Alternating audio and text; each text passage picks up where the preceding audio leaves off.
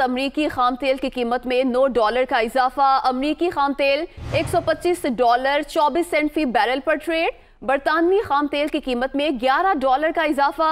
बरतानवी खाम तेल $129.48 फी बैरल पर ट्रेड हो रहा है। इसी हवाले से मजीद तफसीलात जानेंगे तारिक गौरी से। जी तारिक, बताइएगा। जी, इसकी सबसे बड़ी वजह जो रूस और यूक्रेन के दरमियान जो तनाज़ा इस वक्त चल रहा है, इसकी वजह से दुनिया भर में जो है वो सैंक्शंस लगाई गई, खासतौर पर यूरोपीय यूनियन की तरफ से और अमेरिका की तरफ से रशिया के ऊपर जो सैंक्शंस लगाई गई हैं। इसकी वजह से जो ऑयल जो रशिया की तरफ से पूरी दुनिया को सप्लाई होता था, इसका एक बड़ा अच्छा खासा चंक है जो कि मिडल ईस्ट, जो कि खासतौर पर इस रीजन के अंदर ऑयल एक्सपोर्ट हो रहा होता। तो जब ये एक्सपोर्ट में कुछ हद तक रशिया की तरफ से जो बड़ा एक कट आया, इसकी वजह से जो दीगर कंट्रीज है जो ऑयल की सप्लाई करती है, इसका अमेरिका की तरफ से भी होता है, बरतानिया की तरफ से भी होता है, तो इनकी कीमतों में हम देख रहे हैं कि इजाफा हो रहा है। डिमांड वही की वही बरकरार है, जबकि सप्लाई जो है काफी हद तक कट हुई है। तो जब तक ये खासतौर पर जो मिडिल ईस्ट वाली साइड पर अरेबियन क्रूड ऑयल जब तक इसकी सप्लाई बढ़ती नहीं है, इसकी वजह से हम देखेंगे प्रेशर मार्केट में आएगा। ईरान के ऊपर तो पहले से हम देख रहे हैं कि सैंक्शंस लगे हुए हैं। ये तमाम रीजन है जिसकी वजह से हम देख रहे हैं कि ऑयल की प्राइस इस वक्त इस हद तक पहुंच चुकी है। और साथ साथ ये भी बताते चलें कि जबकि ऑयल की प्राइस बढ़ती है, अगर इसमें $10 का इजाफा होता है तो पाकिस्तान को माहाना बुनियाद पर $15 करोड़ की इजाफी पेमेंट करनी पड़ती है, जो कि हम देख रहे हैं कि ये 99 और 98 के लेवल से बढ़कर जो है वो अब बढ़ते 124 के लेवल तक को भी टच कर रही है, जो कि बता रही कि आइंदा आने वाले दिनों में पाकिस्तान का जो तिजारती खसारा है वो भी बढ़ेगा। जब तिजारती खसारा बढ़ेगा तो जारी खातों के खसारे में भी इजाफा होगा। साथ साथ रुपए पे भी काफी हद तक दबाव हम आइंदा आने वाले दिनों में देख सकते हैं।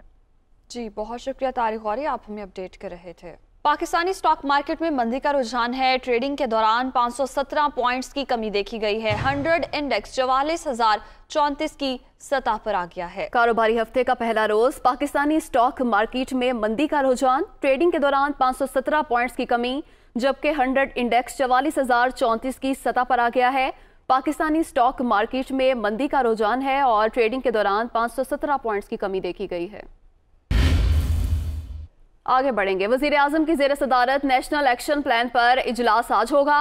मुल्क की सिक्योरिटी सूरत हाल पर ब्रीफिंग दी जाएगी, जबकि अफगानिस्तान की मौजूदा सूरत हाल और दीगर अमूर पर भी गौर किया जाएगा। वजीर आजम की जेर सदारत नेशनल एक्शन प्लान पर आज इजलास होगा। मुल्क की सिक्योरिटी सूरत हाल पर ब्रीफिंग दी जाएगी और अफगानिस्तान की मौजूदा सूरत हाल और दीगर अमूर पर गौर किया जाएगा। वज़ीर आज़म इमरान खान ने कहा है कि अदम एतमाद का शोर मचाने वाले बड़े बड़े चोर जो मर्जी कर लें, डट कर मुकाबला करेंगे। नाकामी के बाद इनके साथ जो होगा, क्या वो इसके लिए तैयार हैं? शहबाज शरीफ की असलियत मखसूस चपड़ासी से पता करें। आसिफ अली जरदारी की लूट मार पर फिल्में बन चुकी हैं। फजलुर रहमान और मेरी उम्र एक है, हमें आखिरत की फिक्र करनी चाहिए, वो मेलसी में जलसे से खिताब कर रहे थे। इत्तेसाब इनका करने लगे तो उसके साथ सब मिलके उसको गिराने की कोशिश करें।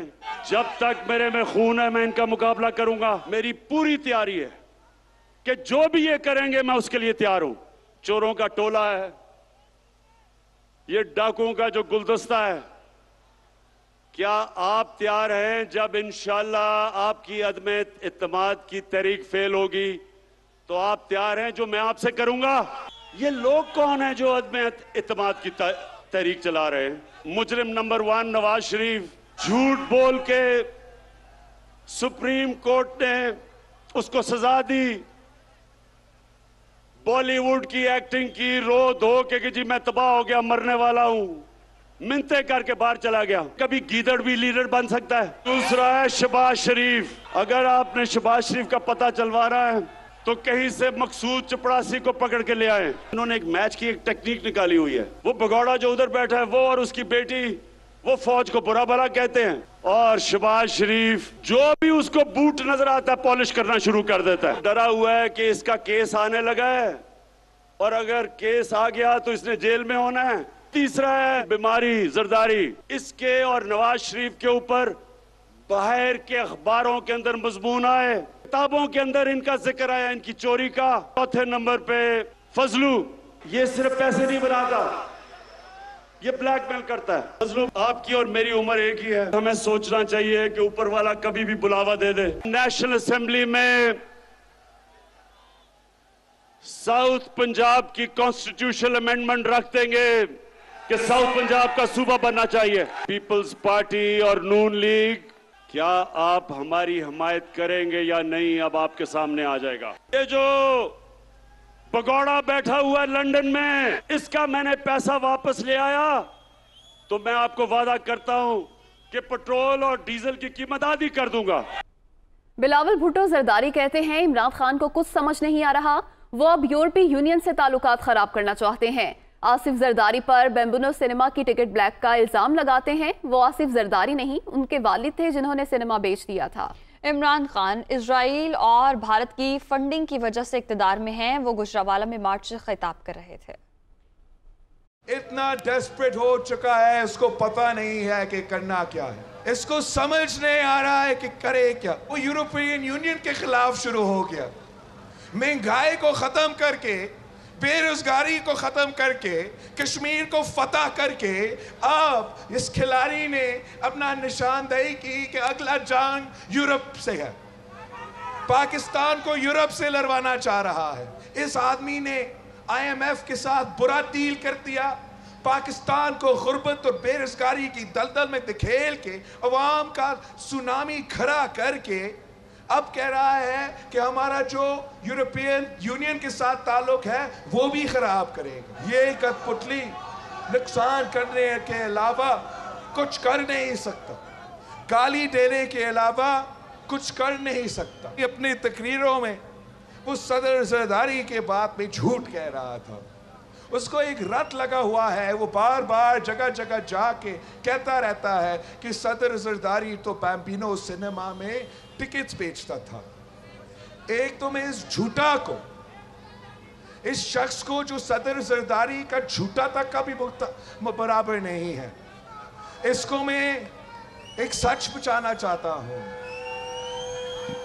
कि वो सदर जरदारी नहीं, सदर जरदारी का वालिद था और हाकिम अली जरदारी ने सिनेमा टिकट्स नहीं, पूरा का पूरा सिनेमा बेच दिया था।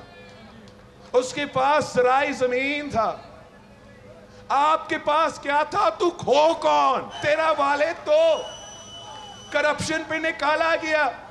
क्या ये वजह है कि आप हर किसी पे झूठा करप्शन का इल्जाम लगाते हो? आपके ATMs आपके खर्चे करवाते हैं। PTI की एक और विकेट गिरने का इम्कान। आसिफ अली जरदारी से यार मोहम्मद रिंद ने मुलाकात की। जराये के मुताबिक पीपल्स पार्टी में शमूलियत के मामलात तय पा गए। बलूचिस्तान की अहम सियासी शख्सियत यार मोहम्मद रिंद भी जियाले बनने को तैयार। साबिक सदर आसिफ अली जरदारी से इस्लामाबाद में मुलाकात की। यार मोहम्मद रिंद के साथ PTI बलूचिस्तान के बाज़ दीगर ओहदेदार भी पीपल्स पार्टी में शामिल होंगे। यार मोहम्मद रिंद ने चंद रोज पहले ही वज़ीर आज़म के मुआविन खुसूसी के ओहदे से इस्तीफा दिया है। हुकूमत को टफ टाइम देने की तैयारी। नून लीग ने पार्लिमानी पार्टी का अहम इजलास आज तलब कर लिया है। शहबाज शरीफ की तमाम अरकान असम्बली को इस्लामाबाद पहुंचने की हिदायत। तहरीक अदम एतमाद की तैयारियों और PDM के फैसलों से आगाह किया जाएगा। यह अहम इजलास आज होगा। हुकूमत को टफ टाइम देने की तैयारी। नून लीग ने पार्लिमानी पार्टी का अहम इजलास आज तलब कर लिया है। शहबाज शरीफ की तमाम अरकान असम्बली को इस्लामाबाद पहुंचने की हिदायत। तहरीक अदम एतमाद की तैयारियों और PDM के फैसलों से आगाह किया जाएगा। वफाकी वजीर मुराद सईद का कहना है कि लॉन्ग मार्च हो या तहरीक अदम एतमाद, 3.5 साल में कई बार ये तमाशा देख चुके हैं। सियासी मुखालफीन अपनी करप्शन बचाने के लिए एक हो गए हैं। ऑपोजिशन हर महाज पर शिकस्त से दो चार है। माजी के हुक्मरानों ने सिर्फ कौम का इस्तेहसाल किया। जब ड्रोन हमले हो रहे थे तो आसिफ अली जरदारी ने अमेरिका को यकीन दिलाया कि वो सब संभाल लेंगे। पहले दिन से ये तमाम जो आचार पार्टियां हैं अपनी करप्शन बचाने के लिए एक हो गए और हर मौके पे ये कहते हैं कि हुकूमत जाने वाली है, ये बिल पास नहीं होगा। तो मैं इतना कहूँगा कि 3.5 साल में हमने बारहा ये सर्कस देखा। इमरान खान वज़ीर आज़म बने, इनके लिए गए कर्ज़ों की वजह से, इनकी गलत इकनॉमिक पॉलिसीज़ की वजह से पाकिस्तान की मईशत ICU में थी। उन तमाम चैलेंजेस के बावजूद प्राइम मिनिस्टर इमरान खान ने खुददारी के ऊपर तमाम फैसले किए। जरदारी CIA डायरेक्टर से अमेरिका में हुसैन हक्कानी की मौजूदगी में मुलाकात करते हुए कहता है कि आप फिक्र ना करें, अगर पाकिस्तानी मर रहे हैं मरने दे, मैं संभाल लूंगा, अगर मीडिया पे शोर मचता है तो मचने दो, हम संभाल लेंगे। तो किस तरह ये पाकिस्तान का मुकदमा लड़ते? वज़ीर मुमलिकत फारूक हबीब ने कहा है कि बिलावल भुट्टो बाप की करप्शन बचाने के लिए लॉन्ग मार्च कर रहे हैं। पीपल्स पार्टी लाहौर के नासिर बाग में जलसे करके इस्लामाबाद रवाना हो गई। शहबाज शरीफ के अकाउंट से अरबों रुपए पकड़े गए। आज वो तारीखों के पीछे छुप रहे हैं। वो फैसलाबाद में गुफ्तगू कर रहे थे। वो जरदारी का वारिस जिसने लूट मार की हुई है, जिसको पापड़ वाले फलूदे वाले के लिए वो एक शार्ट मार्च कराची से लेके निकला है, वो मीनारे पाकिस्तान जाने का सोचा ही नहीं उसने।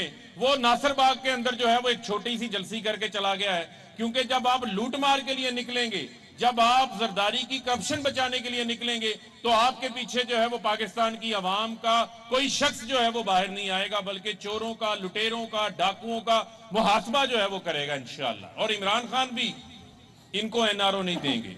फर्क क्या है? जिन्होंने सड़कों पे एक दूसरे को घसीटना था, आज जो वो एक दूसरे से बगलगीर हुए वो शख्स जो हैट पहन के, लंबे बूट पहन के झूठ बोलने से बाज नहीं आता कि मैंने एक धेले की करप्शन नहीं की, उनके अकाउंटों से 1-1 अरब नहीं, 2-2 अरब नहीं, 3-3 अरब नहीं, 16-16 अरब रुपया पकड़ा गया है। उनके अकाउंटों में टीटियां पकड़ी गई हैं। वो तारीखों के पीछे छुपते फिरते हैं। कराची के जिला वस्ती में नॉर्थ कराची मसाइल और गंदगी का गढ़ बन गया। कचरे, सीवरेज, टूटी सड़कों समेत दीगर मसाइल के बाद शहरियों की जिंदगी अजीरन हो गई है। कराची से अली मेहदी की रिपोर्ट देखिए। शहर कायद के सबसे बड़े जिले बल्दिया वस्ती का कोई पुरसाने हाल नहीं। नॉर्थ कराची का इलाका गंदगी और मसाइल का गढ़ बन गया। सेक्टर 11G में मसरूफ सड़कों, रिहायशी इलाकों, पार्क, खेल के मैदान समेत तालीमी इदारे तक गंदगी की जद में हैं। क्या करे, परेशानी तो हो रही है, नहीं तो सबको नजर आ रहा है ना परेशानी हो, लेकिन कोई सहूलत ही नहीं करता है। बच्चों को आने ले जाने में बहुत परेशानी होती है। इतना ये पानी भरा होता है, बहुत बीमार हो रहे हैं बच्चे। कोई लॉन्ग मार्च में है तो कोई सिंध बचाओ कमेटी में लगे हुए हैं। पानी रोड टूटे हुए, परेशानी है, हर हवाले से परेशानी है। गवर्नमेंट कुछ नहीं कर रही, बस सिर्फ अपनी सियासत चमकाने के लिए वोटिंग के दिनों में आ जाते हैं, हम ये कर देंगे, हम वो कर देंगे। ये रोडों को ये टूटे हुए 25 साल हो गए, तो झांकने ही नहीं आता। पब्लिक को तो ऐसा कर दिया है कि वो परेशान हो गए, हर चीज से परेशान हो गए। क्या करेंगे हम, बच्चे गटर में गिर जाते हैं, नाले में गिर जाते हैं। ये आप माहौल देख रहे हो, यहाँ का स्कूल है, मदरसे, सब कुछ है। यहाँ पर कोई सहूलत नहीं है, कोई कराची में कोई सहूलत नहीं है, सारे रोड खुदे पड़े हैं। नॉर्थ कराची सेक्टर 5L का इलाका है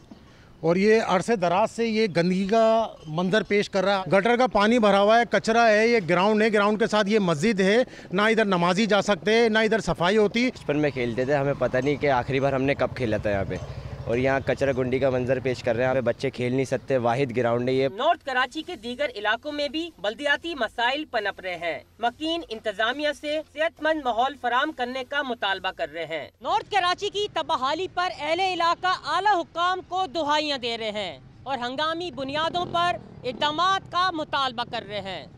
कैमरामैन शकील खान के साथ अली मेहदी, दुनिया न्यूज़, कराची। पेट्रोलियम मसनूआत की कीमतों में कमी के बावजूद अशिया खुरोनोश की कीमतें कम ना हो सकी। पेशावर में घी की कीमत में मजीद 70 रुपए का इजाफा हो गया। मुर्गी की कीमत भी 2 दिनों में 20 रुपए बढ़ गई। मजीद जाकिरुल्लाह की रिपोर्ट में जानिए। पेट्रोल की कीमतें कम होने के बावजूद आम आदमी को रिलीफ न मिल सका। अशिया खुरोनोश की कीमतों में जारी इजाफे को रोका न जा सका। पेशावर की ओपन मार्केट में घी की फी किलो कीमत में 70 रुपए का इजाफा हुआ है, जो 370 रुपए से बढ़कर 440 रुपए हो गई है। दाल चन्ना 190, दाल माश 275, चावल 180 तक पहुँच गए हैं। पेट्रोल की कीमत अभी 10 रुपए कीमत कम हुई है। इसके साथ चाहिए कि घी के तेल के रेट जो है तो कम पड़ जाएं, लेकिन वो जो है तो 20-30 रुपए अभी और भी ऊपर चले गए। वजह क्या है? सारी जो है तो यहाँ पे माफिया बैठी हुई है। हुकूमत को चाहिए कि पेट्रोल की कीमत से जो चीज़ें बढ़ जाती है और पेट्रोल कम होता है तो उस पर नोटिफिकेशन करके उन चीज़ों को वापस लाया जाए। मुर्गी की कीमत में सिर्फ 2 दिनों में 20 रुपए का इजाफा हुआ है, जिसके बाद फी किलो चिकन 266 रुपए तक पहुंच गया है। शहरियों का कहना है कि पेट्रोलियम मसनूआत की कीमतों में कमी के बावजूद अशिया खुरोनोश की कीमतें कम नहीं हो रही, जिसके लिए ठोस मनसूबाबंदी की अशद ज़रूरत है। कैमरामैन नासर नईम के साथ जाकिरुल्लाह, दुनिया न्यूज़, पेशावर। मुल्तान में सब्जियों की कीमतों में भी खुद साख्ता इजाफा कर दिया गया, जिस पर शहरी भी परेशान हैं। इसी हवाले से मजीद जानते हैं दुनिया न्यूज़ के नुमाइंदे जाम बाबर से। जी बिल्कुल, अगर सब्जियों की कीमतों की बात करें तो सब्जियों की जो कीमतें हैं वो आसमान से बातें कर रही हैं। पेट्रोलियम मसनूआत की कीमतों में कमी के बावजूद भी जो सब्जियों की कीमतें हैं वो जूं की तूं हैं। इस वक्त हमारे साथ कुछ शहरी मौजूद हैं, उनसे बात करते हैं। अच्छा, आप ये बताएं कि जो सब्जियों की कीमतें इस वक्त मार्केट में वो क्या हैं? जी, सब्जियां जो है ना हमारी गरीब आदमी की पहुंच से दूर हो चुकी हैं। इस वक्त जो भिंडी है वो 300 रुपये किलो जो है ना उससे तजावज़ कर चुकी है। कचनार जो है वो 400 रुपये किलो मिल रहा है और जो टमाटर है वो 120 रुपये किलो मिल रहा है। तो आवाम के पास हमारे पास इतनी सकत नहीं है कि हम ये सब्जियों की ख़रीदारी कर सकें, ना ही इतनी हमारी जो आमदनी है। तो हुकूमत को चाहिए कि इस हवाले से एक ठोस पॉलिसी बनाए। बिल्कुल, जैसा कि शहरियों का यही कहना है कि जो सब्जियों की कीमतें हैं और जो दीगर अशिया खुरोनोश हैं उनकी कीमतें बहुत ही ज़्यादा है। हुकूमत को चाहिए कि इनकी कीमतों में कमी की जाए ताकि शहरियों को जो है रिलीफ मिल सके। जी। और पेशावर धमाके की तफ्तीश में अहम पेशरफ्त हुई है। कुशल सालदार खुदकुश हमला आवर के सहूलतकार की शनाख्त हो गई है। एक सहूलतकार का डेटा और तस्वीर हासिल कर ली गई है। मुबैना मुलजिम का ताल्लुक जमरूद खैबर एजेंसी से बताया जाता है। ये बताना है ज़राए का। खुदकुश बमबार की अरफियत अब्दुल्ला थी और ये बताया गया है पुलिस ज़राए की जानिब से। इसी पर बात करेंगे नुमाइंदा दुनिया न्यूज़ इमरान बुखारी हमारे साथ मौजूद हैं। जी इमरान, बताइएगा कहाँ तक पहुँची तहकीकात? सरदार बम धमाके में मुलविस नेटवर्क के खिलाफ मुख्तलिफ अजला में ऑपरेशन जारी है। कराची में इस वक्त सीसीटी की कबायली अजला में मौजूद हैं। इंटेलिजेंस कोऑर्डिनेशन टीमें भी वाकई में मुलविस सहूलतकारों मावनतकारों नेटवर्क के लिए काम कर रही हैं। एक सहूलतकार जिसका नाम हाकिम साहब बताया जाता है, तालिक खैबर एजेंसी है, उसकी तस्वीर और डेटा हासिल कर लिया गया है, जबकि दीगर सहूलतकारों की गिरफ्तारी के लिए और नेटवर्क के खात्मे के लिए भी कोशिशें की जा रही हैं। जी इमरान, बहुत शुक्रिया, आपने तफसीलात से आगाह किया। अक़वाम मुत्तहिदा की सलामती काउंसिल ने पेशावर में दहशतगर्द हमले की शदीद अल्फाज में मज़म्मत की और मुतासरीन के अहले खाना और हुकूमत पाकिस्तान से गहरी हमदर्दी का इजहार किया। सलामती काउंसिल से जारी बयान में जख्मियों की जल्द और मुकम्मल सेहतयाबी की ख्वाहिश का इजहार भी किया गया है। बयान में कहा गया है कि दहशत गर्दी बैनुल-अक़वामी अमन सलामती के लिए संगीन खतरा है। मुर्तकिब अफराद और उनके स्पॉन्सर्स को इंसाफ के कटहरे में लाने के लिए तमाम रियासतें अपनी जिम्मेदारियों के मुताबिक पाकिस्तान से ताउन करें। बयान में दहशत गर्दी की किसी भी कार्रवाई को मुजरिमाना और बिलाजवाज करार दिया गया। अफसोसनाक खबर आपको देंगे। साबिक सदर पाकिस्तान रफीक तारड़ इंतकाल कर गए। रफीक तारड़ अरसा दराज से अलील थे। रफीक तारड़ को दिल की तकलीफ के बायस अस्पताल ले जाया गया लेकिन वो जानबर ना हो सके। साबिक सदर पाकिस्तान रफीक तारड़ इंतकाल कर गए हैं। वो अरसा दराज से अलील थे, उनको दिल की तकलीफ के बायस अस्पताल ले जाया गया लेकिन वो जानबर ना हो सके। इसी पर बात करेंगे नुमाइंदा दुनिया न्यूज़ लियाकत अंसारी हमारे साथ मौजूद हैं। जी लियाकत अंसारी। बिल्कुल, साबिक सदर ममताज मोहम्मद रफीक तारड़ जो हैं वो लाहौर में आज इंतकाल कर गए हैं। रफीक तारड़ जो है वो तवील अरसे से अलील थे और आज को दोबारा उनको हार्ट की तकलीफ हुई जिसके बायस उन्हें हॉस्पिटल ले जाया गया लेकिन वो जानबर ना हो सके। मुस्लिम यूथ के मरकजी रहनुमा जो है अताउल्लाह तारड़, उन्होंने इस बात की तस्दीक की है कि रफीक तारड़ का आज खुद जो है इंतकाल हो गया है। अगर बात जाए सिर्फ रफीक तारड़ की तो उन्होंने एक भरपूर जिंदगी गुजारी। वो मुल्क के नवे सदर की हैसियत से जो है वो ऐवान सदर में उन्होंने अपना मनसब जो है वो इंतहाई जो है एहतराम के साथ गुजारा। उससे पहले वो सेनेट के महाज पर जो है बतौर सेनेटर भी ड्राइव पर अंजाम देते रहे। अगर उससे पहले महाज से पहले उनकी बात जाए तो अदलिया में भी उन्होंने आला खिदमत पर अंजाम दी। तो आज जो है उनका जो है वो इंतकाल। जी लियाकत अंसारी, बहुत शुक्रिया आपका।